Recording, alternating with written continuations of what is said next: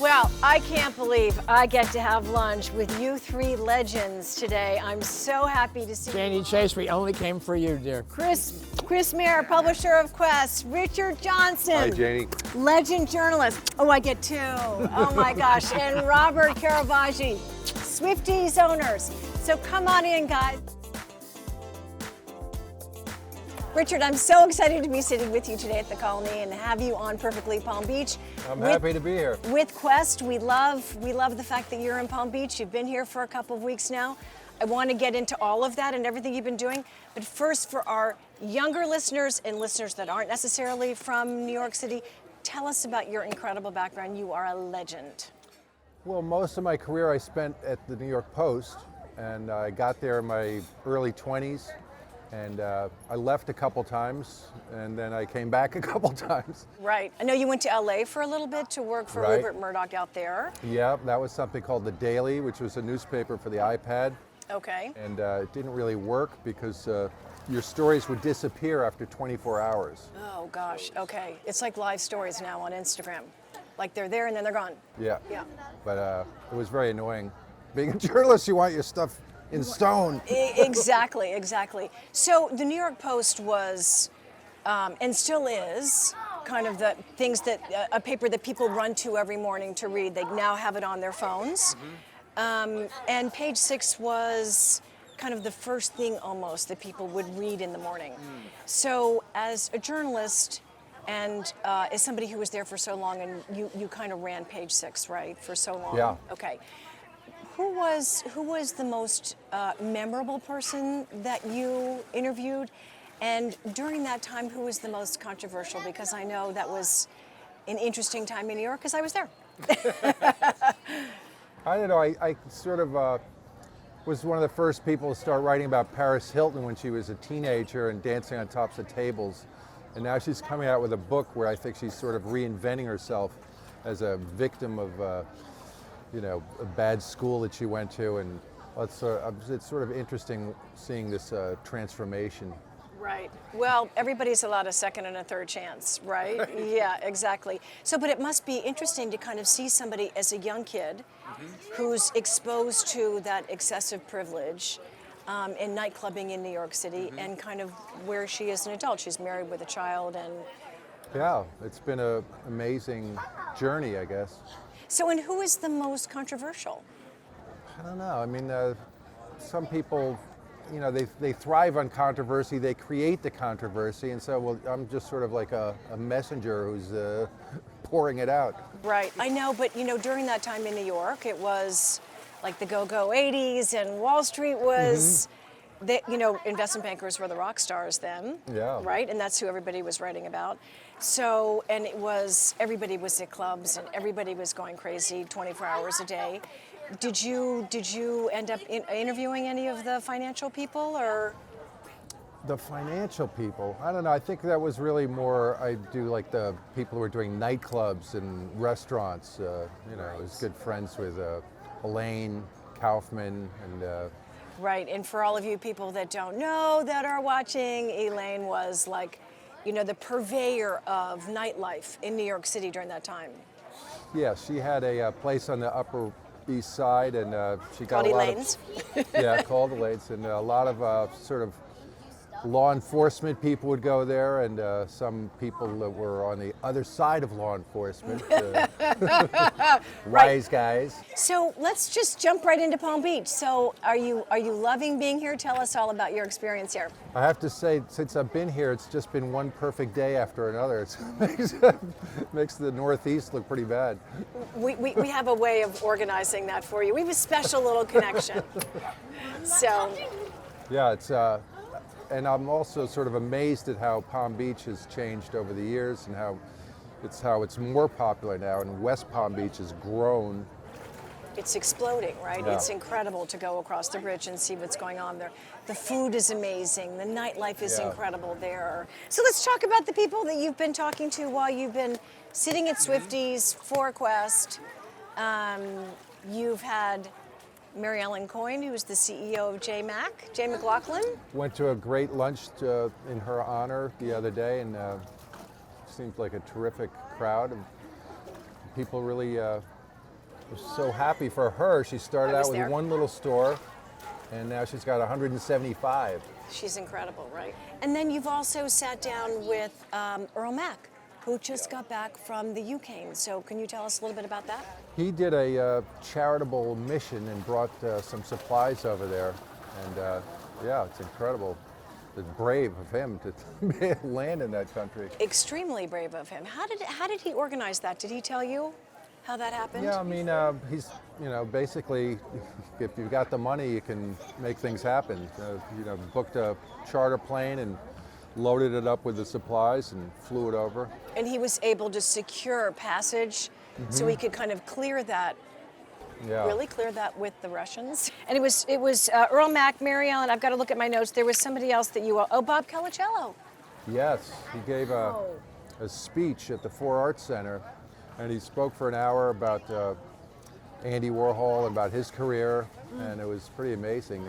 He was like hired at Interview Magazine when he was a young, I think he was still in college or just out of college. Wow, that kind of set him up for life. Yeah. It really did. I remember Andy Warhol passing out. I was at Vanity Fair, and you were at the Post. And I remember Andy Warhol walking along Madison Avenue and handing out Interview for free. Yeah. I remember getting a bunch of invites to different things, and Andy Warhol would sign like a piece of paper, or the invite would be signed by him, and I would just throw it in the garbage. And I'm thinking, man, that's probably worth something. Yes, that could actually buy you a house in Palm Beach now. But Calicello is great. He talked about working there, and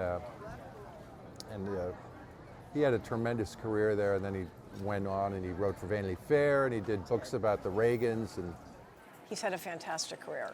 He really has. Quest has you here for 3 weeks. You've been sitting at Swifties, and how has that been? it's been terrific. The crowd here is great. We sit here and have lunch, and people are walking by, people are swimming, and you run into people and it's been great. It's just it's a real vibe here. This is different than it was when I was a little kid. So now the Colony is kind of like the vibe on the corner. I mean, they are it. And it's so much fun to come here because there's always action. There's always something going on, which is really fun. They have lots of pop-ups and of having course, you I've here. known Robert Caravaggi since he was running Swifties in New York, and I was a regular there. So Right. it's like old home week. Well, look who's here, Christopher Muir, our wonderful publisher of this fantastic. Jayne. Hello. Nice to see you. Great to see you too. Hello, Richard. How are you? So tell us about cooking this whole partnership up and how it came to be. It was about as natural as it could be. Richard and I've known each other a long time, but never really worked directly with one another. Right. There was a moment, you may remember, when we'd had great success at Time Inc. with People Magazine, and I was the publisher. And when I went on my own with Time's considerable help and support, the Hola people, the Javier Sanchez family in Madrid, wanted to bring Hola into the U.S., Oh. which I thought was a great idea. Wow, what a great- They'd yeah. had a great success of it in the U.K. Yep. They were doing it in Argentina, and we talked and talked. They said, "Who would you bring as an editor?" I said, "I'll try to get Richard Johnson." So it goes back. I'm not even sure I knew about this. It goes back to that, and I've always admired and respected what Richard did at the Post, and we were friends and had a lot of mutual friends. And when I spent more time down in Palm Beach, and Yep. I've been coming here all my life. Yep, and we love as having my you here. Family has been, and Yep. I realized there was a whole new tier of Palm Beach developing. Right. With new faces that integrated, seamlessly with the old. Right. That this was a place that was more than a 3-month season. And no one, frankly, was covering it as well as I thought it should be. People who were writing about it write from afar, Yep. from a distance, so they do their best, but they're not really getting the full story. They don't live here. They don't know it like we do. And it is very different. Right. Than what the perception around the world is of this tiny little island that's getting more growth than anywhere probably in the United States. Right. So this was a natural, easy thing to try to do. Getting Richard to come down took a little persuasion, but he knew it. So I think he likes it easy. now. Yeah. Yes, I think he likes it now. We found during COVID, we could really publish from down here, working closely with printers and imagers and distributors, and that was a game changer in many respects for us. Well, I want to sort of talk a little bit about that March issue. Yes. Because not only is it beautiful, but look, this is sort of a new generation, right? This is Lily Baker Hottenson. Yes. I mean, this is sort of what the new Palm Beach is in a way, because she generational, represents. And Lily's very successful on her own right, and it's interesting. I have two daughters, both in the media business. One works with me closely and Yes. is the editor of Q Magazine, founder Elizabeth. of Q. Yep. And She's she's awesome. really helping us, point our direction much younger. She's bridging the gap. Exactly. Right. And so old dogs like Richard and me, we're kept more youthful by just, watching who is coming up. But I think that there is, and I'm sure you've seen this, Richard, here over the past 3 weeks, Palm Beach, it has a huge age range between 25 and 95. All of those people want to get their information in all different ways.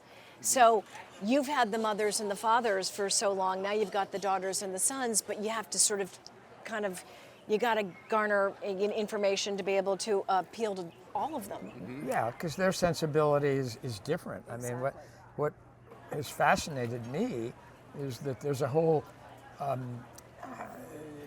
layer of Palm Beach, and generational Palm Beach, involved with the charities, involved with the cultural institutions, involved with little local outreach, and they're remarkably philanthropic without wearing it on their sleeves. Yes. They don't need huge galas to support.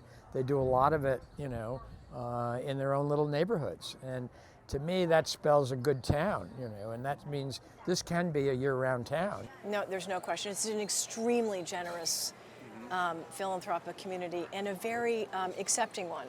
I think that when the more people that come down here, you always can turn to a friend and say, let's go play golf, or we're having this dinner party next week, or we're involved in this charity. Don't you think so, Chris? I mean, the stereotypes are being, finally being sort of cast down, and in fact, they're long gone. Yes, I agree. There was the joke around, I remember in my parents' generation, they would say, well, I came to Palm Beach and I thought I was getting a little old, but I was rich enough to be here. And I got to Palm Beach and I found out I was poor, but you know what? I was young in that community.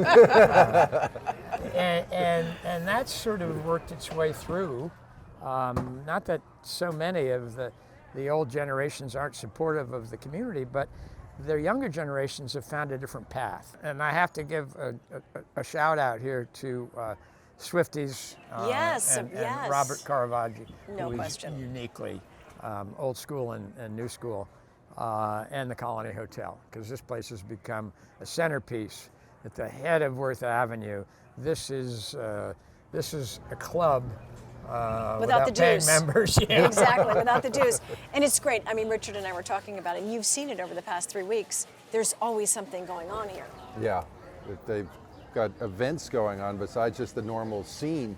It's changed the focus, as Chris has said, of Worth Avenue, because now this is the top of Worth Avenue. You can start here to shop. You can have lunch and shop and then walk down Worth Avenue. And people from out of town who think, they're a little intimidated by Palm Beach, they walk in and they see 4 friends immediately. Right, exactly. Richard's first day here, we were seated over there and people started coming in the door. Richard Johnson, oh my God, Richard Johnson. And that was sort of cool because they almost felt the familiarity. Right, exactly. Hey, I'm in the right place. You want to talk about some of those people that were stopping by the table? Give them a I little think the shout first out? day we Jennifer and David Fisher, who was our ambassador to Morocco under President Trump, came and stopped by. We're just kind of looking around. What are you guys doing? What are you talking about? They're just coming for and lunch, it just right? kept coming, and that was sort of set the scene.